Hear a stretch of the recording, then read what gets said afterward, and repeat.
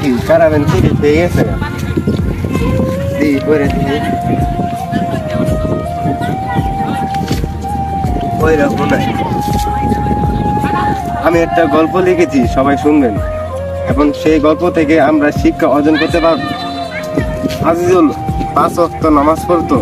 যখন ফজরের নামাজ পড়তে যায় 1.5 কিলোমিটার হেঁটে সবাইকে ডেকে শরীক থাকতো। ছেলেটার বন্ধু ছিল অনেক, প্রায় 6-7 জনের মতোই। আজিজুল বন্ধুদের সাথে কথা শেয়ার করতো বেশি, তাদের সাথে নিজের কথা বলে দেয়, কারণ আজিজুল একজন সত্যবাদী। আজিজুল এক মেয়েকে ভালোবাসে, প্রেমের প্রস্তাব দেওয়ার জন্য বন্ধুদের সাহায্য নেয়।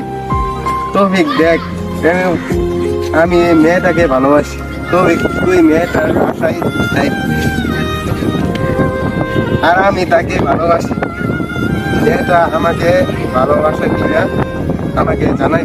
তৌফিক আজিজুল এর কথা না শুনে তবে মেয়েটার ভুলভাল আজেবাজে কথা বললো আজিজুল এর নামে। আজিজুল একটা খারাপ। দুইটা ছেলের সাথে লাইন মারে। বস কি তৌফিক, আজিজুল তোকে আমার এনে পাঠাইছে? তৌফিক, আমি আজিজুলকে জীবনও ভালোবাসতাম না। তৌফিক তার কথা কাজে লাগিয়ে দিল। তৌফিক 4-5 জন বন্ধু মিলে যুক্তি পরামর্শ করলো, আজিজুল ওই মায়াটাকে ভালোবাসার আগে আমরা সবাই তাকে গাধা বানাবো। ভালো।